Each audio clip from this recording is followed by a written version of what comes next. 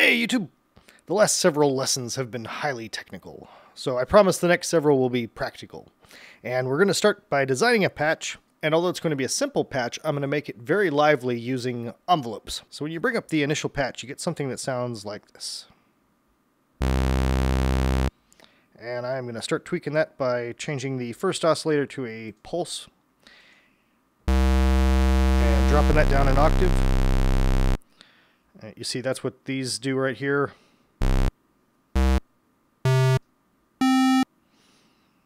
And the 32 and 16 and 18 just indicate how far down in the octave range it's going. So this one can go down to 32 and this one can only go down to 16. But you can make this one go down another octave by using the pitch thing, and as well as go up an octave, since an octave is 12 pitches. We're going to put that back up. And so now we've got it down to the lowest octave on the first oscillator.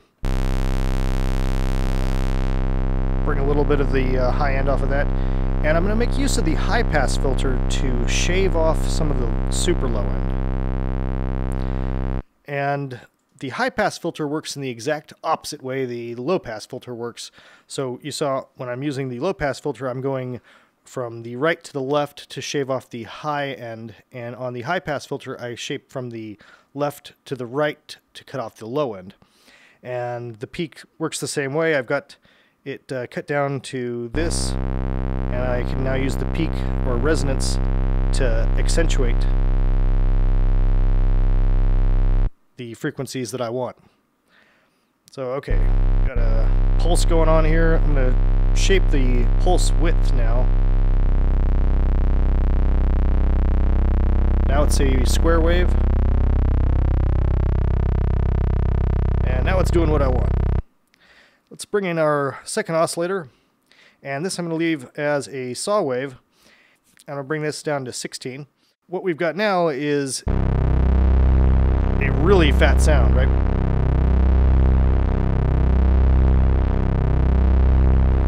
So we got the saw doing its thing, and then we got the square wave an octave below that, so it's acting as a sub-oscillator. And that is absolutely the easiest way you can possibly make a really fat sound, is to have it an octave below your primary oscillator. So now that we got this basically sounding the way we want, let's shape this a little bit more with the filters. I want to cut off some more of the high with the low-pass filter.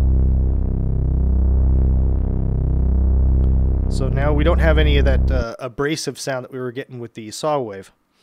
But if we go over to our envelopes here, and you notice we have an envelope generator 1, which has a delay time, which is the time before it starts to do its attack time. And then we have the attack time and then a release time. But over here on the second envelope generator, we've got hold and then the ADSR that we were using in Animoog. And according to this diagram right here, the voltage-controlled amplifier, what's determining how loud everything sounds, is being controlled by the second envelope generator and an external source. So if we go over to our patch thing, there's this for the initial gain. We're not going to use that just yet, but let's start to shape the sound with the envelope generator 2 playing with just the amplifier. While I'm playing with this, I'm going to crank up the cutoff frequency just a little bit so that you can hear what's going on. Alright, and now I'm going to give it some attack time so that the volume slowly rises.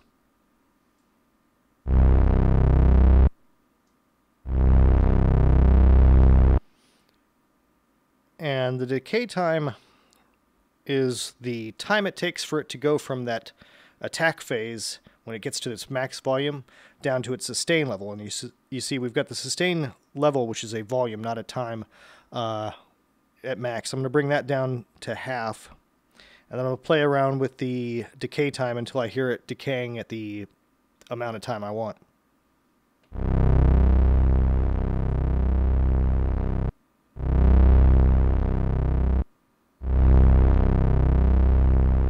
Remember, this is in a logarithmic scale, so when you get up past 5, just a little dab will do you.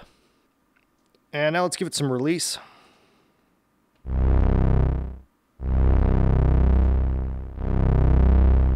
Alright, I am liking that a lot.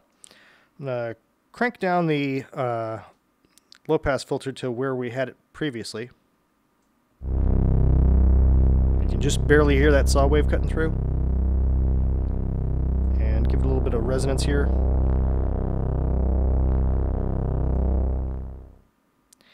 And now we get to start to use this envelope generator 2 to also modulate our cutoff frequency on our low pass filter, which is using this knob right here, which you see is EG2/external. So that means if I move this knob up, you hear how it's now letting in all that high end for a while as it's doing its attack time. And then it decays and goes back down to its sustain. So all that high end in the saw starts to come in. And you can play around with this in a lot of ways using the external input right here. But for right now, we've got it using the second envelope generator. But for our high pass filter, I am going to want to use an external filter because I don't want the same envelope on my low pass filter that I have on my high pass filter. So for this, I'm going to be using envelope generator 1. And the way that I do that is by going over here into the patch land and grabbing the out of envelope generator 1 and putting that either into the high pass filter's external cutoff frequency input, or I can put it into the total. And when anything is in the total, it is now a modulation source for all three of these knobs at the top here, which you see are mainly being fed by the modulation generator, or LFO. But they all have this /TXT, which means total external input. So now when I give it some, on this knob, we have the envelope generator 1 feeding straight into the high pass filter's cutoff. So I'm going to give that some attack time so you can hear what's going on.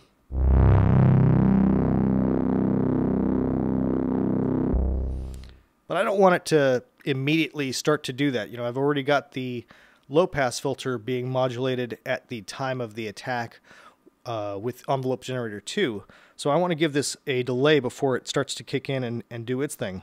So I'm bringing that way up. And now when I play this,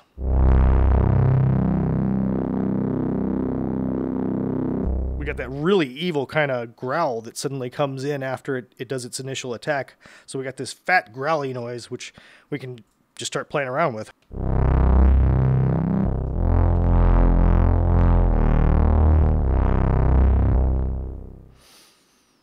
Or if you want to play your notes without it making that whole, series of attacks and decays and stuff like that, you can hold down the initial note.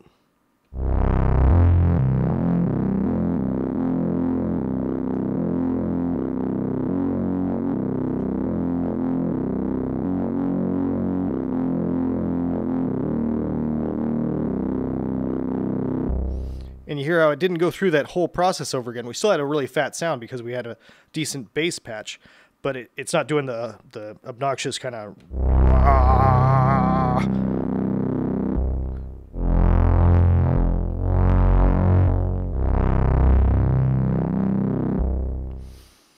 And you can achieve the same effect if you just play the notes really, really fast.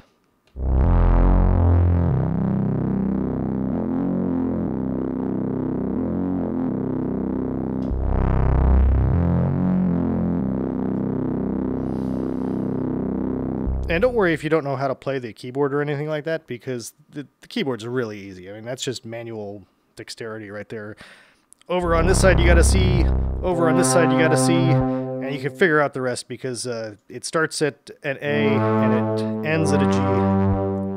A, B, C, D, E. And figure out where you're going. And the black notes are just sharps or flats. So this is a C sharp, which is also, since this is a D, it's also a D flat. You don't have to worry about chords or any of this other nonsense because this is a monophonic synthesizer. You can only play one key at a time. It doesn't matter if you're doing a whole chord or whatever. It's only playing one of those notes that I'm hitting. If I play through all the notes in a chord, C, E, and G, it's right now only playing the G. And if I let go of that, it goes back to the E. And if I let go of that, it goes back to the C. So right now it's playing the E. If I let go of the C, you notice it doesn't change at all. let go of the E, it's still playing that G. But if I hit the E, it starts to play that immediately.